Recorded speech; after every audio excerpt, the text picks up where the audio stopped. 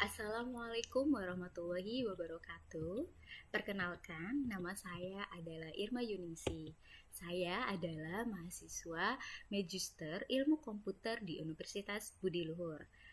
Izinkan saya kali ini untuk mempresentasikan tugas tinjauan artikel 1, yaitu dari judul The Design Philosophy of the DARPA Internet Protocols. Penulisnya adalah David D. Clark pada tahun 1988. Ini merupakan tugas tinjauan artikel 1 untuk mata kuliah jaringan komputer dengan dosen yang bernama Bapak Luhur Bayu Haji STMEIN PhD. NIM saya adalah 2211602285 dengan kelas XA.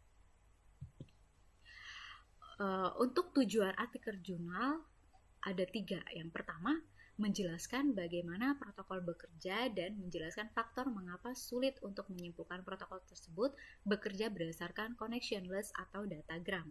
Yang kedua, menjelaskan tujuan pada top level oleh DARPA Internet Arsitektur mengenai teknik pada multiplexing utilization di jaringan. Yang ketiga, menjelaskan perbedaan antara TCP dan UDP yang dapat mempengaruhi kualitas pengiriman data seperti speed, latency, dan reliability. Ringkasan dari artikel ini artikel ini membahas tentang filosofi dan prinsip desain di balik pengembangan protokol internet. Clark membahas 3 ide utama. Yang pertama, prinsip-prinsip inti dan keputusan desain dasar arsitektur internet. Yang kedua, mekanisme desain tingkat kedua yang mengembangkan arsitektur dan membuatnya menjadi implementasi yang lengkap. Yang ketiga, keputusan-keputusan terkait implementasi jaringan yang menyebabkan jaringan beroperasi. Artikel ini mempengaruhi perkembangan dan evolusi internet serta memberikan kontribusi besar dalam menciptakan jaringan terdesentralisasi, terbuka, dan fleksibel yang kita kenal saat ini. Adapun inti dari artikel jurnal, yang pertama, penelitian ini menjelaskan tujuan pada top level oleh DARPA Internet Arsitektur mengenai efektivitas teknik pada multiplexing utilization di jaringan. Yang kedua, menjelaskan beberapa list tujuan dari Internet Arsitektur ini. Adapun inti dari artikel jurnal, yang pertama, penelitian ini menjelaskan tujuan pada top level oleh DARPA Internet Arsitektur mengenai efektivitas teknik pada multiplexing utilization di jaringan. Yang kedua, menjelaskan beberapa list tujuan dari Internet Arsitektur agar dapat berjalan dengan baik. Yang ketiga, menjelaskan tujuan penting dari internet yang harus terus mensuplai servis komunikasi jika ada jaringan dan gateway yang mengalami gangguan. Yang keempat, menjelaskan tujuan internet arsitektur yang harus mensupport transport service dan type of service.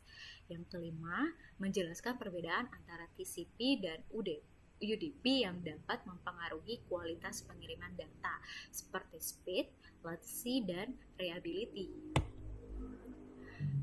Adapun hasil dari penelitian, yang pertama adalah hasil penelitian mengindikasikan bahwa internet arsitektur sangat sukses dalam perkembangannya, di mana protokol banyak digunakan pada komersial dan militer pada saat itu.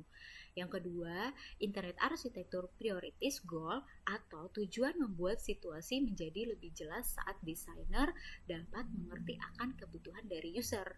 Yang ketiga, datagram melakukan servis dan memberikan solusi terbaik dalam internet, walaupun di satu sisi tidak dapat memberikan servis terbaiknya ketika berhubungan dengan accountabilitas dan resource management.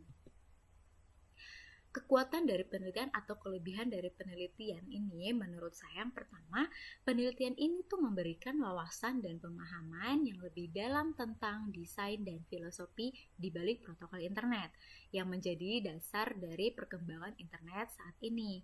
Penelitian ini juga berhasil mengidentifikasi 3 ide utama dari filosofi desain internet, yaitu reliabilitas, fleksibilitas, dan dukungan terhadap banyak jaringan dan layanan.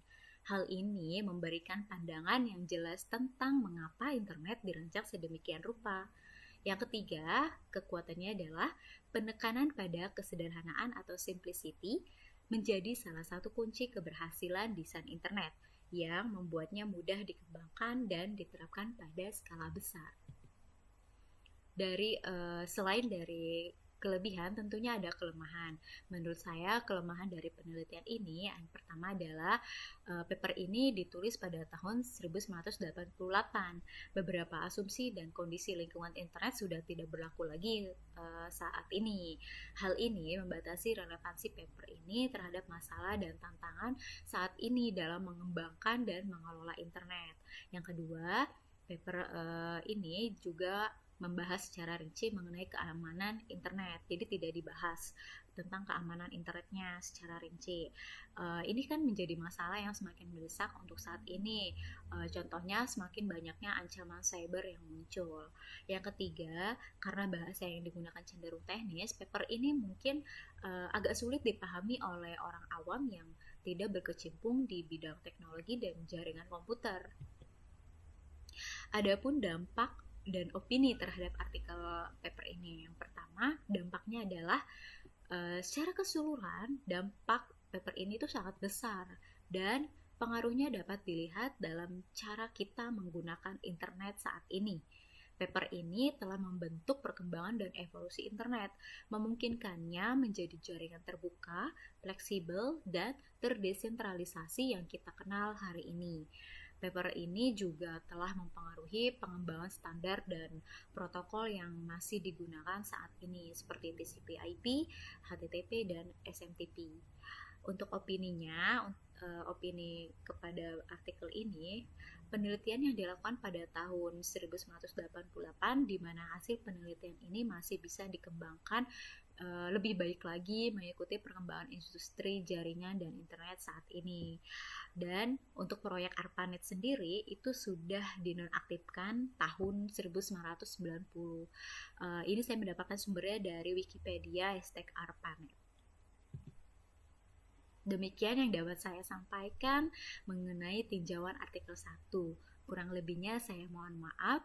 Wassalamualaikum warahmatullahi wabarakatuh.